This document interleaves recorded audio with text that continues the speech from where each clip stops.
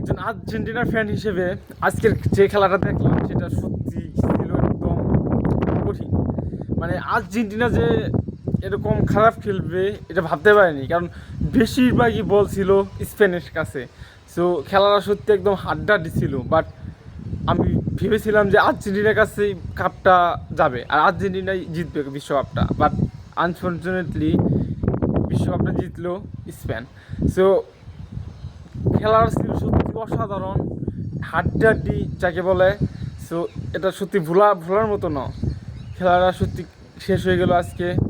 So এখন আর কোনো world cup নেই, আবার 4 বছর পরে আসবে। সো যাই হোক, লাস্ট স্পেন বিশ্বকাপটা নিলই। নেওয়ার কথা ছিল আর্জেন্টিনার, আমরা সবাই আশা করেছিলাম যে আর্জেন্টিনা কাপটা নিবে।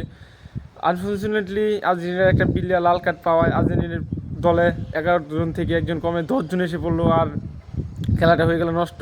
এমনিতে হার্ড, আমাদের আরও হার্ড হয়ে গেল।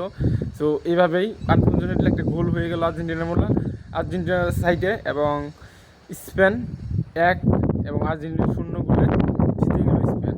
তো খেলাটা সত্যি অসাধারণ ছিল, একদম হাড্ডাহাড্ডি যাকে বলে। বাট কোনো এক কারণে যখন লাল কার্ড পেল আর্জেন্টিনা একটা দল, আর ওই আর্জেন্টিনার দলটা ধীরে ধীরে ডাউনে গেল, আর স্পেন ভালো খেলে আবেগে একটা গোল দিয়ে জিতে গেল। তো খেলাটা সত্যি অসাধারণ ছিল। এই খেলাটা ভোলার মতো না।